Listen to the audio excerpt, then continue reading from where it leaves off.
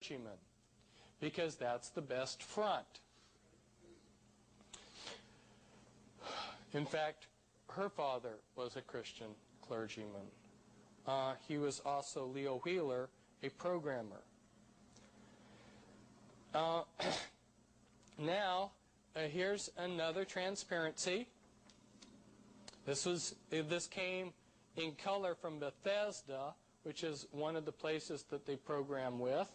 And what this is showing here, although in this copy it's black and white, is that the mind of a multiple personality is different than someone who doesn't have MPD. If I was to act like a different person and they took a PT scan of my brain, it would look the same every time. But when they switch personalities, they switch alters, the brain PT scans are vastly different, thus proving that their brains are not the same. They do other things to these people too, like they want to get a photographic memory. You electronically scar the brainstem, and that creates in the child a photographic memory before you then begin dividing their personalities, and you get a system of multiple personalities with photographic memories. MPD has recently been renamed DID, Dissociative Identity Disorder.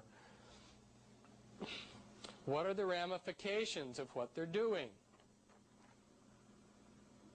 Well, there's other countries that do mind control programming beside the United States. If we look at where immigrants are coming into the United States from, we find that the former Soviet Union is second in the list, and then Red China third, and then Vietnam fifth. Down here are the top 6 countries sending us people. 3 of them are these communist countries that are involved in mind control. I wonder how many Spetsnaz agents have been infiltrated in from the Soviet Union. This is how to make the perfect spy or the perfect assassin. Remember I said we create the perfect front. Okay, let's say we're going to create an assassin. Where would be the perfect front for an assassin? The group that's most widely known, publicized as being a pacifist group, are the Amish.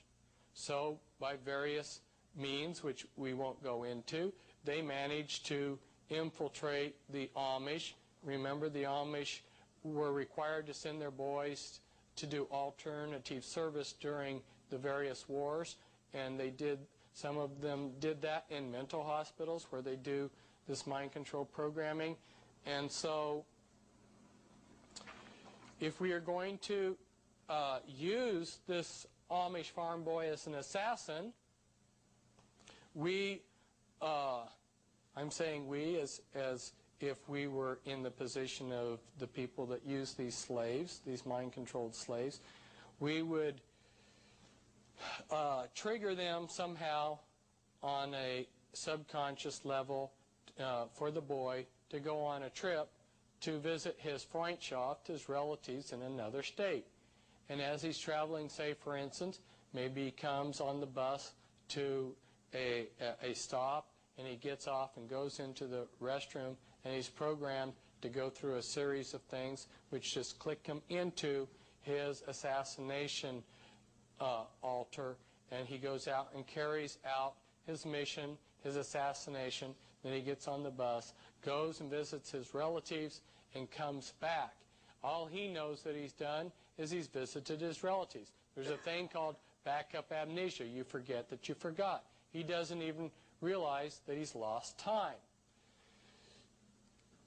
When this is all done, then the CIA, and they call this a wet ops, that's their term for blood's going to run, they will debrief this wet ops with a team of 3, a programmer and a polygraph expert and one other guy, and they'll bring him, the boy in.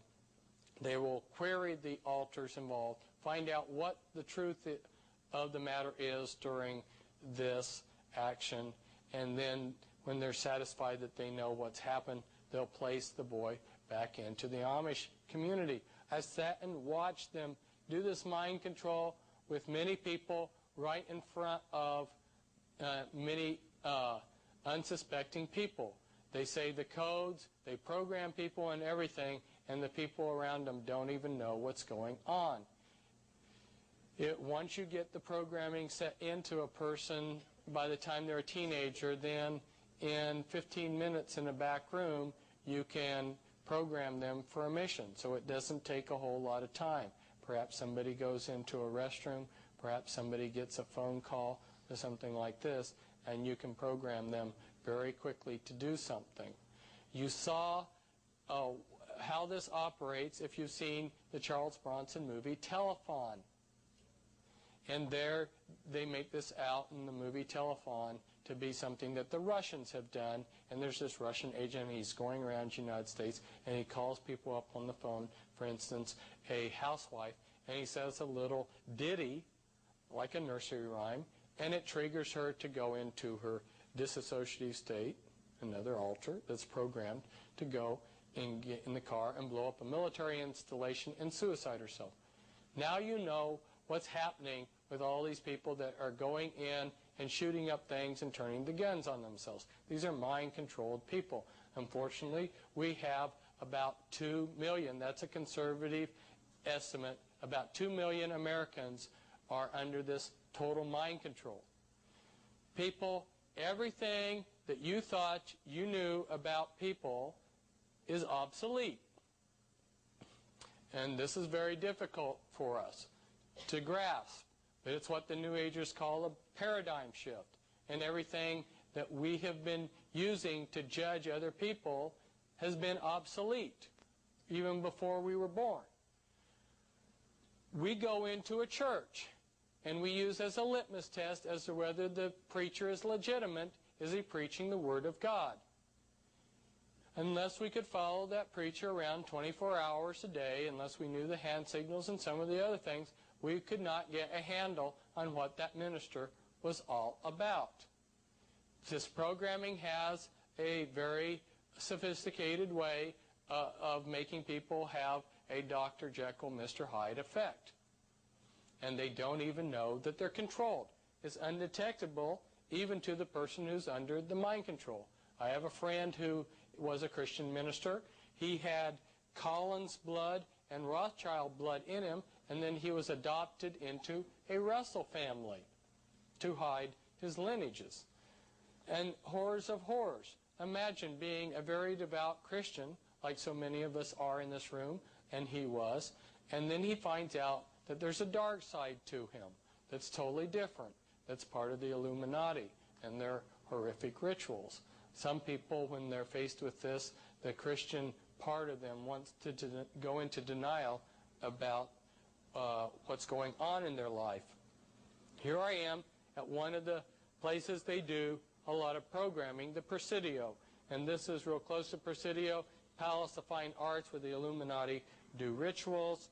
And here we find that the 6th Army is headquartered at the Presidio, and their logo is the hexagram in a circle with the satanic anarchy A in it. If you know some of the leadership of the 6th Army, you're not surprised at their logo. Quite a number of Satanists in their officer corps, including this fellow here,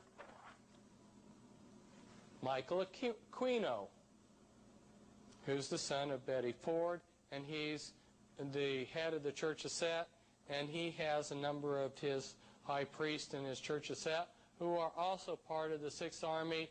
I think about a dozen of them are high up in military intelligence with high security clearances. They do a lot of mind control in the Temple of Set.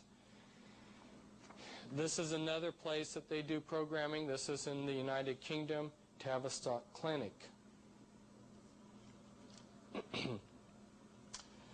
Now, some people have wondered, why is it that I am not giving you solutions to all of this? And the reason why is that this is extremely sophisticated, and before you know what the problem is, I can't give you the answer. You need to know what the problem is. You need to know what's going on. And I believe that once we start seeing what's happening, then the solutions to this will start appearing.